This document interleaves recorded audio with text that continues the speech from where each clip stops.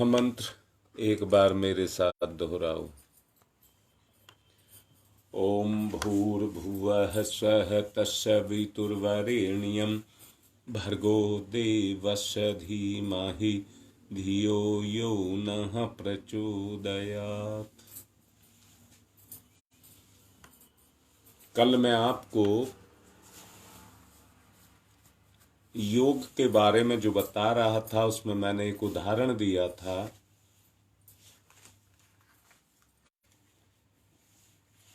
जो एक तपस्वी हिमालय के अंदर तपस्या कर रहा था,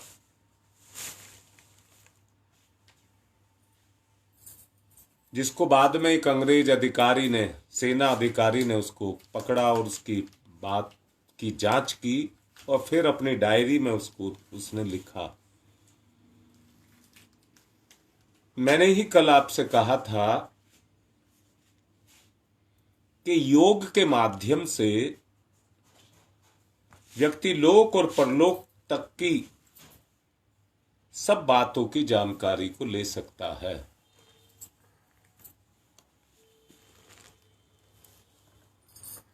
और उससे अनुभव भी प्राप्त कर सकता है। एक बात साफ साफ सुन लें, जो बात कही जा रही है ये कोई काल्पनिक बात नहीं है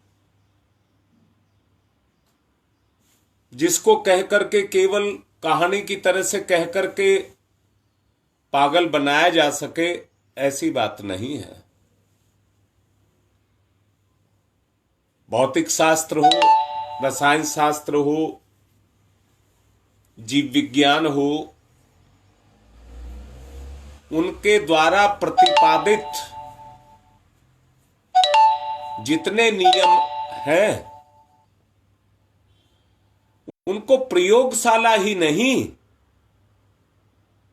संसार में साधनों के रूप में प्रयोग भी किया जाता है।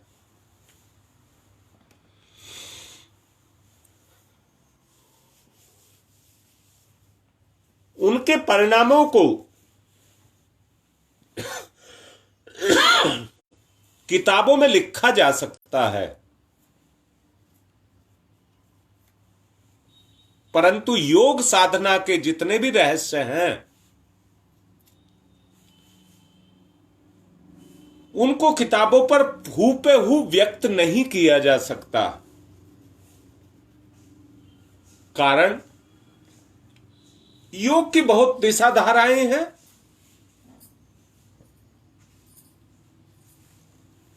कहीं से भी व्यक्ति, कोई भी व्यक्ति उसको शुरू कर सकता है।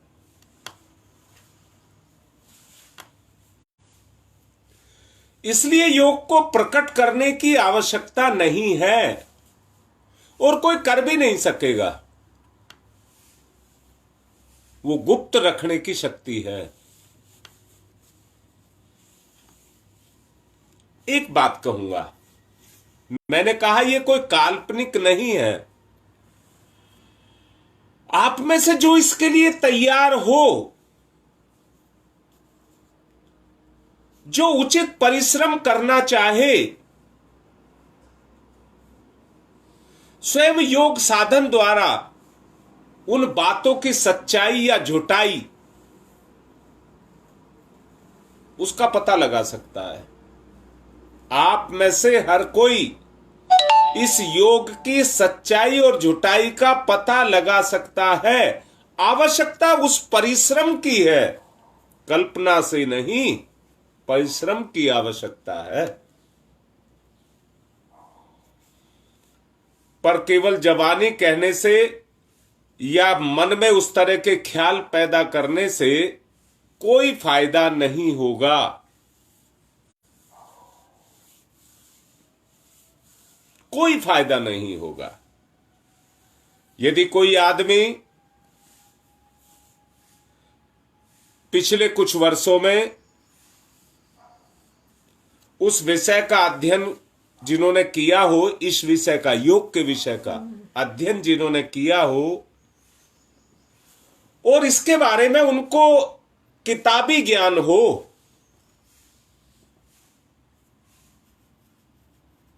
व्यवहारिक नहीं,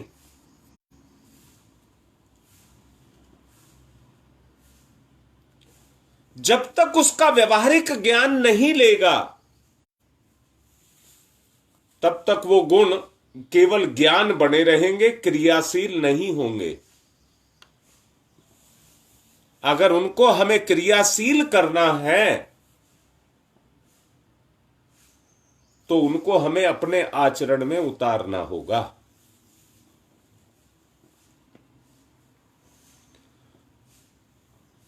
इसी प्रकार योग साधना में बहुत कुछ सीखना पड़ता है, पर होता विशेष प्रकार से है।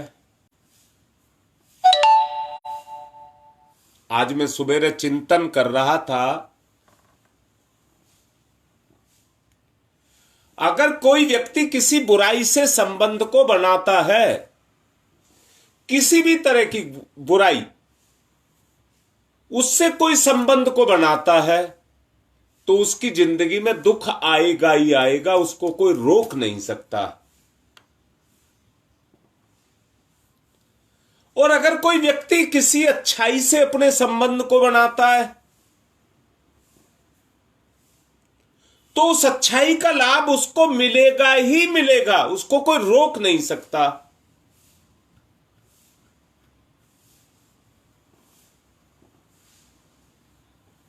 पर है क्या,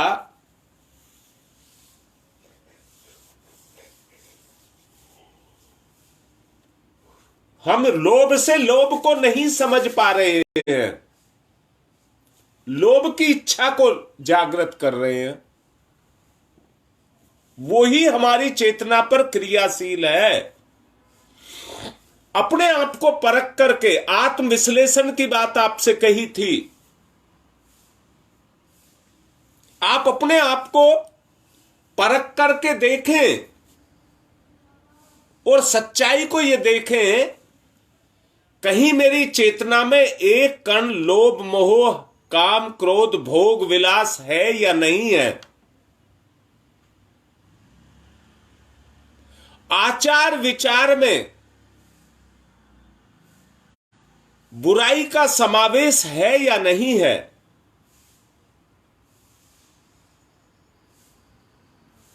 मैंने योग की सच्चाई और झुटाई की बात अभी आपसे की।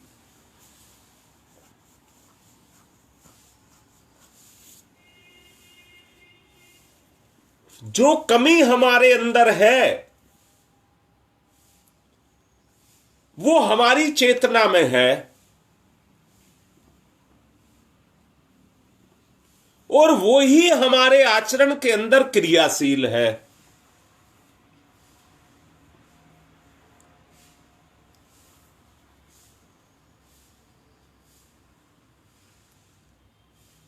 अगर कोई व्यक्ति योग को क्रियाशील करना चाहता है तो गुप्त रूप से उसे अपने आचरण में उतारना शुरू कर दे। इसीलिए अनुव्रत के माध्यम से आपको यह कहा गया था कि मैं नहीं चाहता बैठ करके ढोंग किए जाएं,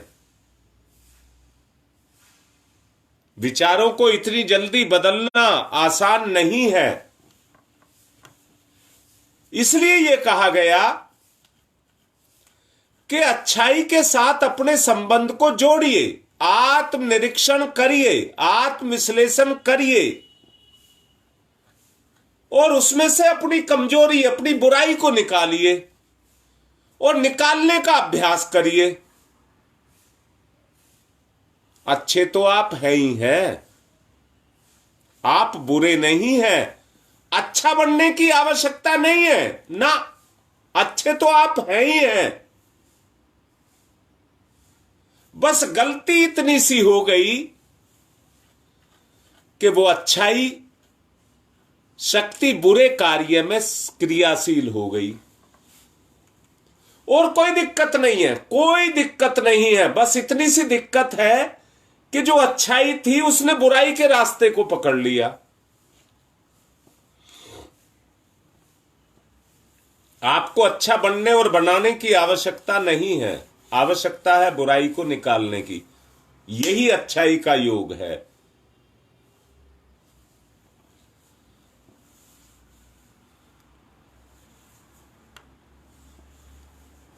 इस प्रकार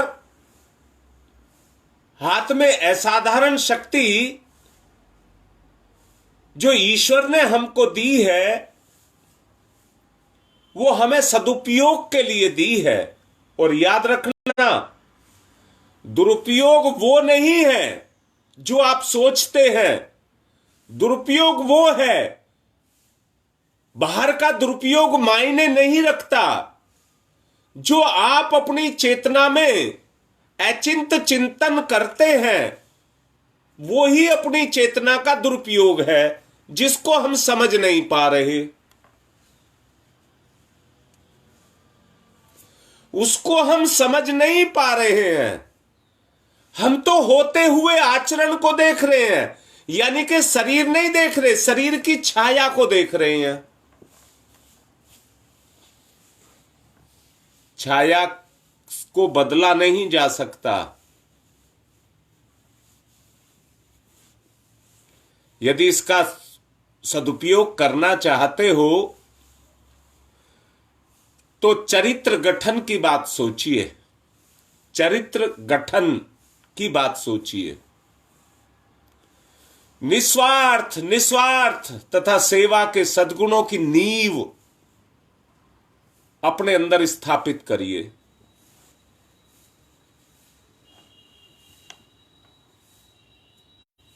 कल मैं दुबे जी को साथ लेकर के मथुरा गया था। रास्ते में हमारी चर्चा अगले दिनों की कार्य पद्धति पर हम करते हुए जा रहे थे।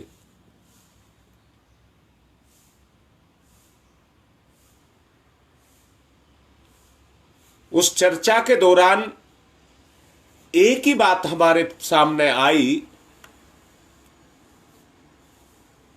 हमारे पास में जानकारी भी है,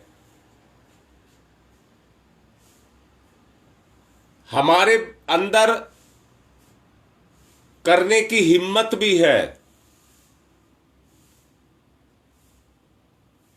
ऐसा भी नहीं है कि हम आलसी हैं।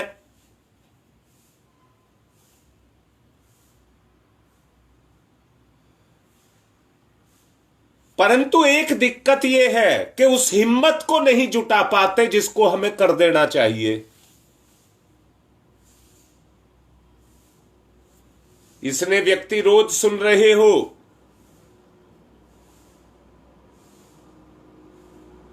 मैं तो कहता हूं पीठ से पीठ मिलाकर के अगर चलने वाले हों तो 5 ही व्यक्ति पूरे क्षेत्र पर भारी पड़ सकते हैं।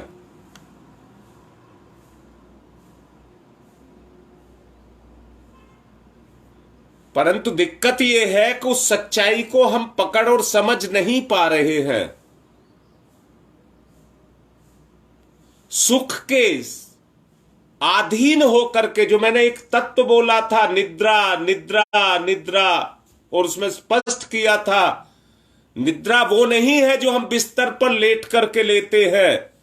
अच्छे कार्य में जो नैराश्य का दुर्गुण पैदा होता है, लाड करके कह रहा हूं, लाड करके समझ लें ठीक से, अच्छे कार्य में जो निष्क्रियता पैदा होती है, उमंग जोश नहीं पैदा होता, वही निद्रा है, वही निद्रा है। दूसरा कह रहा हूं, आपका कोई विकल्प नहीं है, आपकी जगह कोई नहीं ले सकता, गुरु भी नहीं ले सकता, भगवान भी नहीं ले सकता। तो आपको अपनी जगह को तो लेना ही पड़ेगा, आपको खड़ा होना ही पड़ेगा। समय को गुजारना नहीं है, विचारना है। समय को गुजारना नहीं है, समय को विचारना है।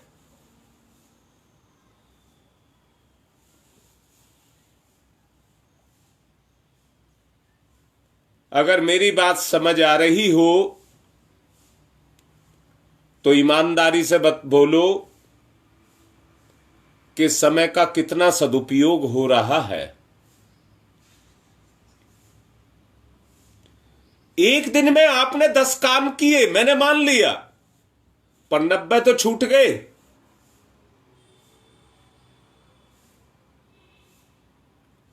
हां बेटी पूजा, उस निद्रा को एक ही चीज से दूर कर सकते हैं। आपकी चेतना में कितनी सक्रियता है, कितनी उमंगे, कितनी हिलोर उठ रही हैं आपके अंदर। जैसे मैं ये कहूं तो बेटा मैं अपने बच्चों को ये बनाऊंगी, ये बनाऊंगी, ये बनाऊंगी, और सचमुच वो बनने लग जाए, क्रियाशीलता आ जाए। बेटा मैं दोबारा से समझा रहा हूं, ठीक से समझ ले। तुम तो अपने बच्चे को करना चाहती हो, पर बच्चा तो सोना चाहता है, सुख चाहता है, करना नहीं चाहता। किस तरह से अपने बच्चों के साथ रात दिन लिपट करके आप उनको कुछ से कुछ बनाने के अरमान अपने अंदर रखते हैं, परंतु पूरे होते हुए कहां दिख रहे हैं। वहां कहीं लाचारी, मजबूरी हमारे सामने आकर के बैठ जाती है। यही निद्रा है, ये निकम्मापन ही हमारी। आप तो चाहते हैं, मैं आपको सोया हुआ नहीं कह रहा, पर जिसके लिए कर रहे हैं उसमें उमंग ही नहीं है।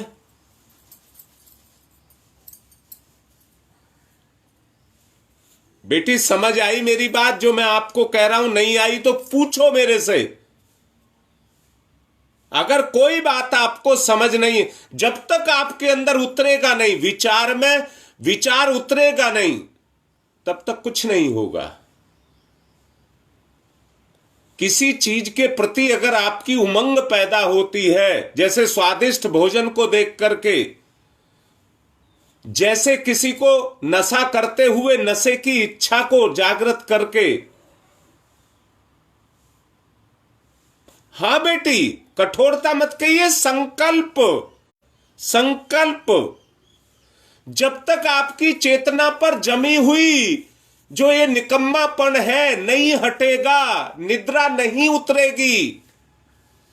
अच्छे काम को तो कहते हो अभी 5 मिनट रुक जाओ, अभी करूंगा, अभी करूंगा, अभी करूंगा, समय काटते हैं और बुरे कार्य के लिए तत्परता रखते हैं।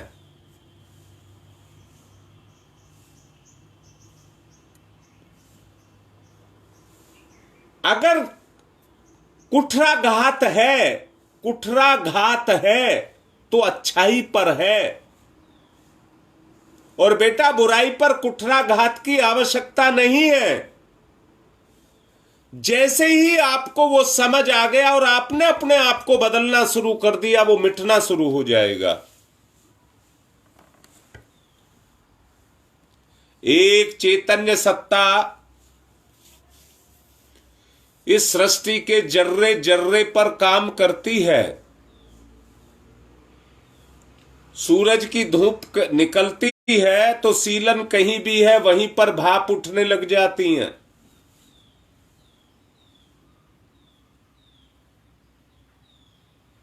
अगर आपकी चेतना सक्रिय हो गई, बस एक ही चीज पर जोर दे रहा हूं, अगर आपकी सक्रियता शुरू हो गई तो बुराई मिटनी शुरू हो जाएगी।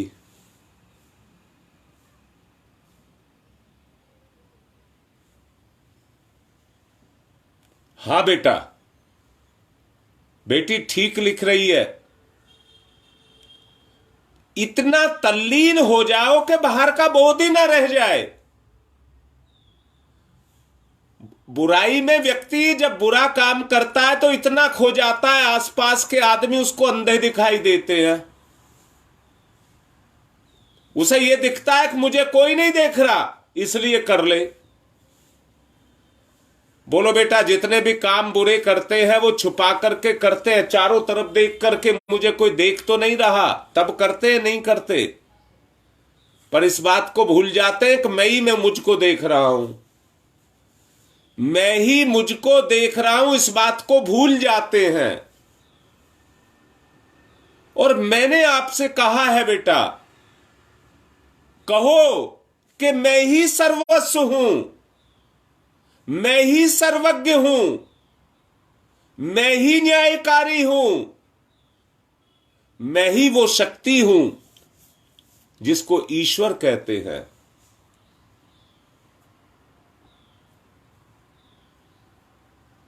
मैंने ही कहा था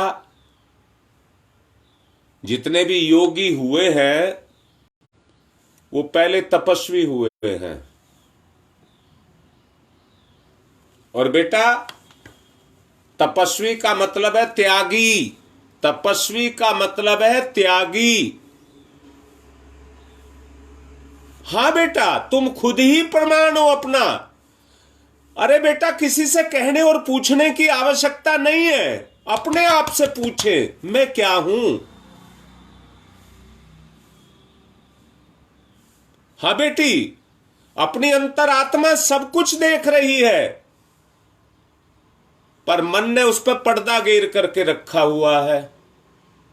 अंदर से देखो बेटा, जब तुम किसी के साथ नहीं कोई बोल रहे हो, कुछ बात नहीं कर रहे हो, एकांत में हो, कोई नहीं है, तो तुम्हारा मन अपने आप तुम्हारी अच्छाइयों को, तू ये अच्छी, ये अच्छी, ये अच्छी, बुराई तो नहीं दिखाती ना।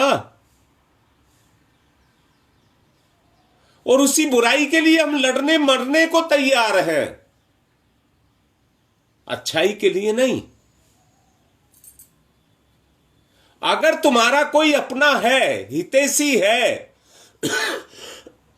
हितैषी वही है जो तुम्हारा अपना है, जो तुमसे प्यार करता है, वो तुम्हारा हितैषी है।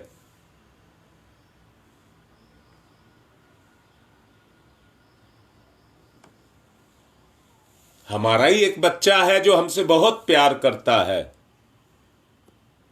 गांधीनगर में रहता है, उसको लत थी नशे की, उसका नशा छुटा दिया, और जब नशा छूट गया तो वो फूला नहीं समा रहा था। बार बार पीछे मैंने आप लोगों से कहा था, परंतु बुराई उसके मित्र के रूप में, सोसाइटी के रूप में बराबर उसके ऊपर काम कर रही थी। और मुझे पता लगा 6-7 महीने से जिसने छोड़ करके नशे को रखा, अभी होली के ऊपर उसकी सोसाइटी ने उसे फिर से वैसा बना दिया जैसा वो था। हार गया वो, घुटने टेक गया बुराई के सामने। बुराई जबरदस्ती उसके मुंह में नहीं घुस गई थी, परंतु किसी घुसाने वाले ने उसके अंदर घुसा दिया दोबारा से उसे। जिसको निकाला गया उसको दोबारा घुसा दिया।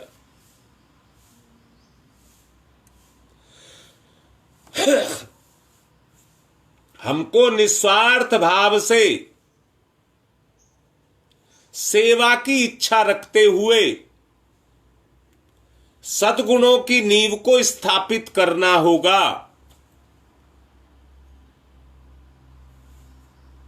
नहीं तो शक्ति का दुरुपयोग होता रहेगा। कल मैं दुबे जी से कह रहा था कि मैं तुम्हें सताता रहता हूं, जहां जाता हूं तुम्हारा मन है नहीं है ये नहीं पूछता, और सीधा कहता हूं दुबे जी चलो वहां चलना है, तुम क्यों चल देते हो? तुम्हें कोई काम नहीं है क्या? तुम्हें सुख अच्छा नहीं लगता क्या?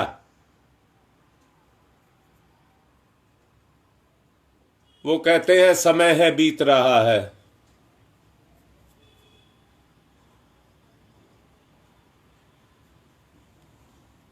बेटी, अच्छाई को उतारने में देर लगती है। 6-7 महीने की उस बच्चे की साधना थी, 1 सेकंड में उसे मिट्टी में मिला दिया, पलक झपकते के साथ ही वो जमीन पर आ गया।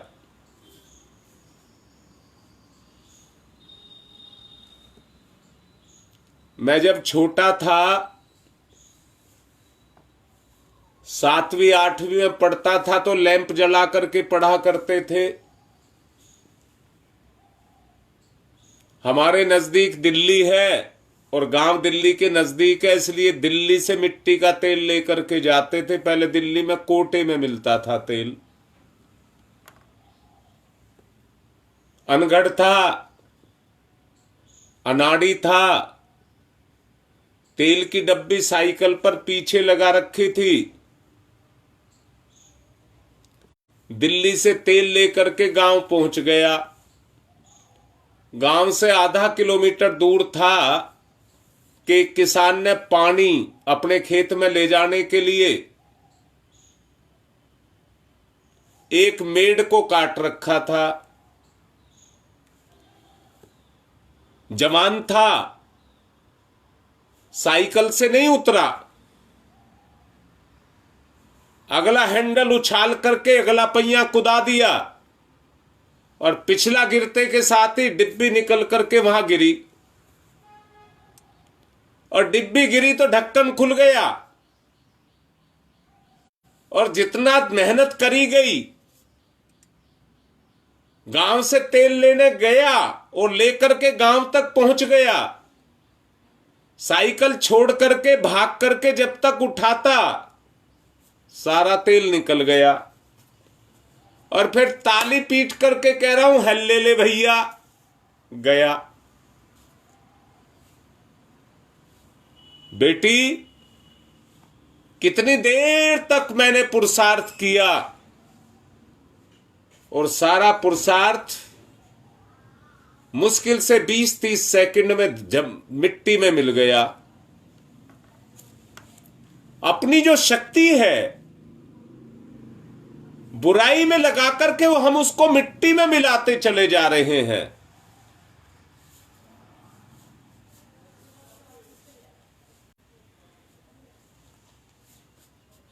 हम अपनी ही हानि नहीं कर रहे, दूसरों की भी हानि कर रहे हैं। बड़ी उम्मीदें थी, हैं, थी भी और है कोनिया क्षेत्र से। हमारा कोनिया क्षेत्र हर तरह से ससब्ज है, हर तरह से आवश्यकता क्रियाशीलता की है।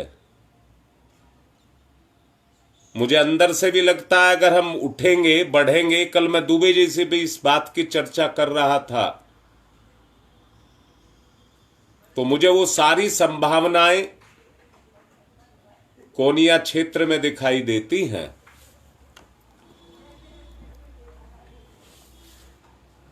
परंतु अकेला कुछ नहीं कर सकता, साधन के बगैर व्यक्ति कुछ नहीं कर सकता।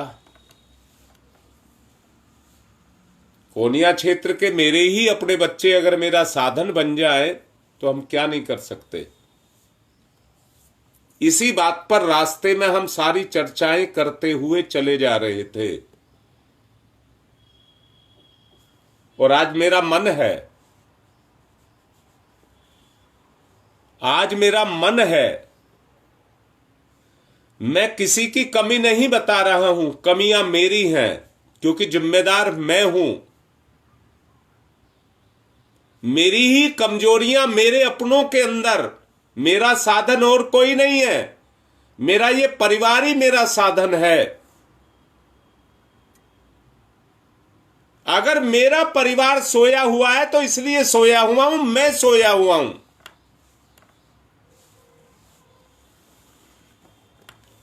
अगर किसी की चेतना सो जाए तो शरीर में तो जम्भाइयां आएंगी आएंगी भाई।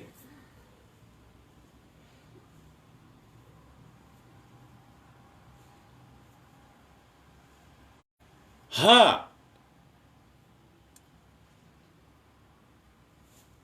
मैं फिर से कह रहा हूं, आज मैं कुछ काम करने का मेरा मन है। कल दुबे जी से बात हुई तो जोश पैदा हुआ और मन में आया कि कुछ और करूंगा।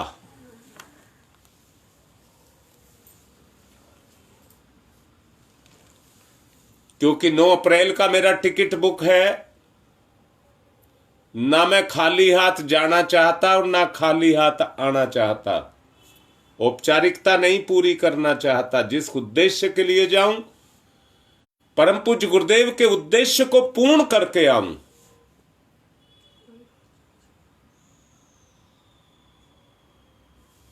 आवश्यकता उस उमंग की है। काम बहुत छोटा नहीं है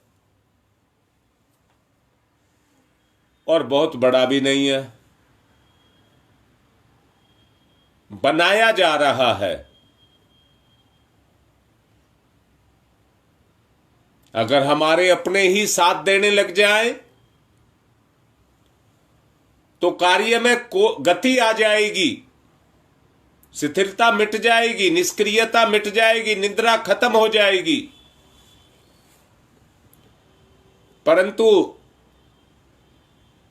मेरे ही अपनों का ज्ञान और वैराग्य अगर सोया हुआ है, ज्ञान और वैराग्य अगर सोया हुआ है तो उसे कोई नहीं जगा सकता। याद रखना, ज्ञान से वैराग्य जगता है, तब तपश्चर्या करता है। जब तपश्चर्या करता है तो योग पैदा होता है। बगैर तप के योग पैदा नहीं होगा।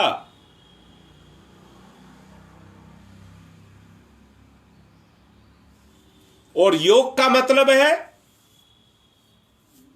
जैसे आप लोभ मोह के कामों को अपना मानते हैं, वैसे ही इस आत्मा के काम को भी अपना मान लीजिए। आत्मा और परमात्मा का योग है। योग माने मिलना, योग माने मिलना। अगर परमात्मा से मिलना चाहते हैं तो तप करना पड़ेगा, तप से ही योग होता है। तोल करके देख लीजिए।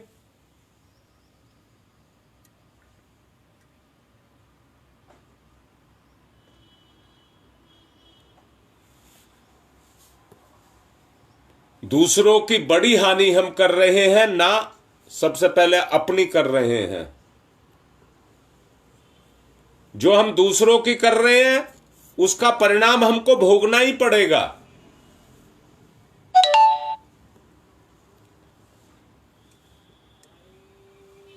योग की जो सुगम से सुगम स्थिति है, जो उसकी विधि है, जो सुगम से सुगम है, उसको लेकर के चलने का मेरा मन है। और ये समय का भी प्रभाव है, समय की भी मांग है। जो इस पर चलेगा उसको निश्चित रूप से लाभ होगा। दावे से कह रहा हूं इस बात को।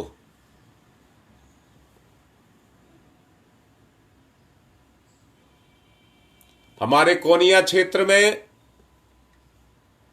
तपस्या का बहुत माहौल है। गंगा यमुना वहां मिलती हैं, त्रिवेणी है। और हम बड़े सौभाग्यशाली हैं कि गंगा मां ने हमें चारों से अपनी तरफ से घेर करके अपनी गोद में बैठाया हुआ है। गंगा जैसी गोद और परम पूज्य गुरुदेव जैसा छाया जिसको मिली हो, वो अपने आप को अभागा कह दे। अभ्यास की आवश्यकता है। मनुष्य की ज्योति विचित्र है, भांति भांति के रूप रंगों को देख सकता है। इन्हें मनुष्य अक्सर धोखे में आ जाने के कारण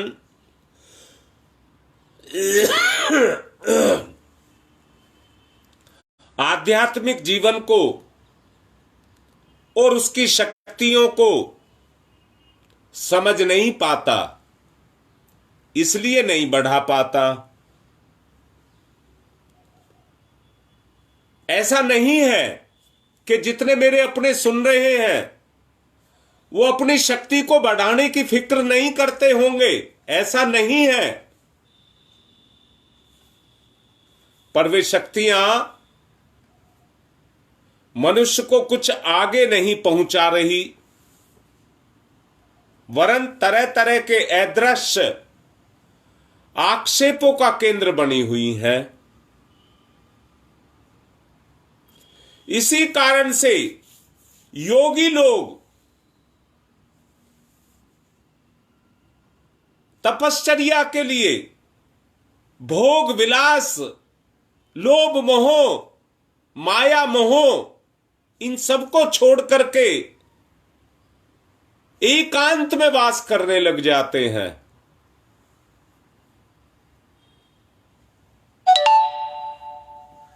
और उस एकांतवास का मतलब है, याद रखना, संसार के कोलाहल से आप दूर नहीं जा सकते, ना अपने घर की जिम्मेदारियों को छोड़ करके भाग सकते हैं। पर एकांतता का मतलब है मोह माया को छोड़ दीजिए। यही कोलाहल कर रही है,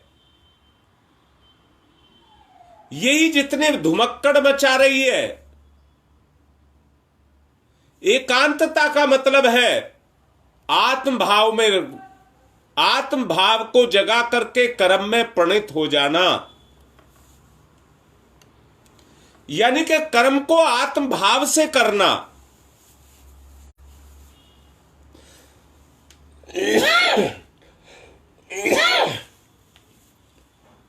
केवल पुस्तकों को पढ़ करके योगाभ्यास नहीं किया जा सकता, नहीं किया जा सकता। किसी सिद्ध पुरुष की शरण में जाकर के अगर उस योगाभ्यास की क्रिया को हम करना शुरू कर दें तो नकल होगी, नहीं हो सकती।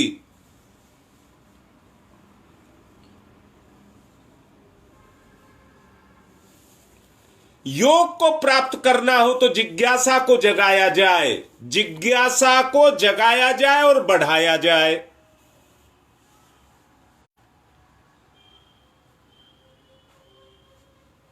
बोलो, बात ठीक समझ आ रही है? जब आपकी जिज्ञासा, मैं कह रहा हूं साक्षात परम पूज्य गुरुदेव के चरण पकड़ करके भी आप बैठ जाएं और ये कहे मुझे योग दे दो, नहीं हो सकता। वहां पर भी आप मांगेंगे। अगर आज परम पूज्य गुरुदेव आपके सामने आ जाए तो उनसे भी आप मांगेंगे। क्या मांगेंगे? मेरे लोभ की पूर्ति कर दो, मेरे भोग की पूर्ति कर दो, मेरे सुख की पूर्ति कर दो, यही मांगोगे।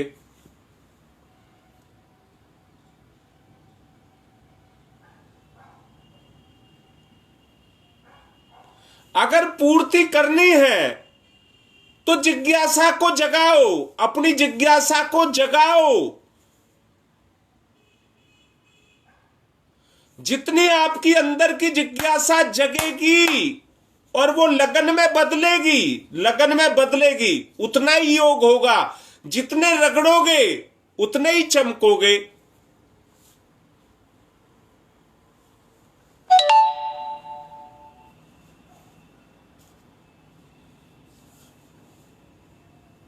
मर्म को समझे बिना और अनुभवी का शरण लिए बिना ये सब असंभव है। ये सारा काम असंभव है। पुस्तकों में केवल साधारण भाव लिखा हुआ है, वस्तु का वर्णन किया जा सकता है, पर योग अभ्यास में साधारण बातों के अलावा बहुत सी ऐसी भी बातें हैं जो प्रत्येक अभ्यास करने वाले के शरीर और अवस्था और व्यक्तिगत जीवन से संबंध को रखती हैं। पुस्तकों से उन सब को बतलाना आसान नहीं है, आसान नहीं है। जो व्यक्ति इन बातों पर ध्यान ना दे करके मनमाने अपनी इच्छा से योग को शुरू करते हैं, वो प्रायः रोगी या पागल जिस तरह से अपनी भूल के दुष्परिणामों को भोगते रहते हैं, उसी तरह से वो भी समय की मार को सहते रहते हैं।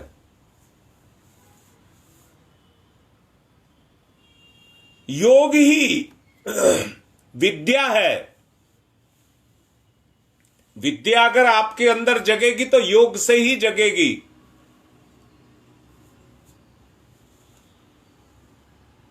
अगर विद्या जगेगी तो जितने दुष्परिणाम जीवन में पैदा हो रहे हैं वो मिटेंगे, कटेंगे। और योग आपकी चेतना पर क्रियाशील होगा, वरना हम योग को बदनाम करते रहेंगे। योग के नाम पर योग को बदनाम करते रहेंगे कि हमने इतनी मेहनत की, मिला कुछ नहीं।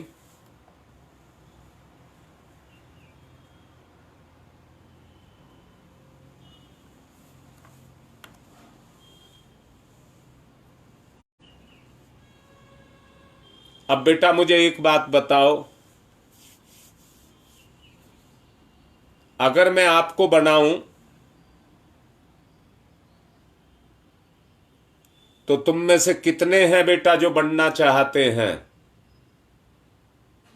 मैं आपको भीम बना देना चाहता हूं। भीम भीम भीम। जल्दी लिखो क्योंकि समय पूरा हो चुका है। कितने बनना चाहते हैं? सभी बन जाएंगे, पर कहने से नहीं बनेगा।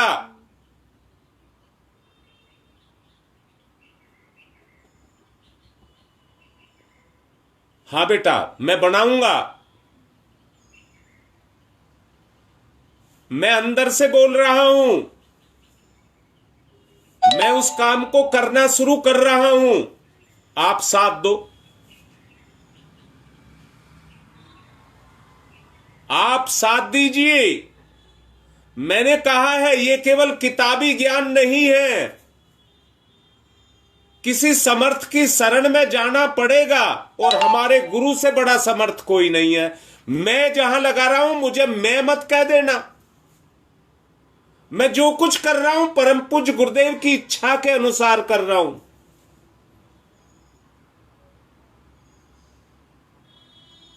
तो अपने संकल्प को जगाओ। बहुत अच्छा है लिख रहे हो।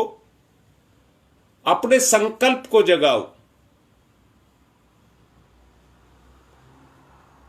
मैं कल इसी पर विचार दूंगा आपको। मन में तो बहुत बहुत हिलोरें उठती हैं, बहुत बहुत हिलोरें उठती हैं।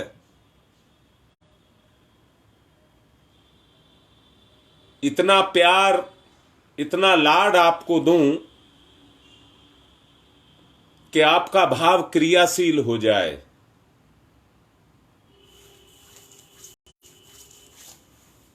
जितनी गंदगी है उस सबको धो दूं, इतनी ममता दूं। इसके अलावा और कोई रास्ता नहीं है। जोड़ने वाली ताकत यहीं से शुरू होती है, प्रेम से, प्रेम से।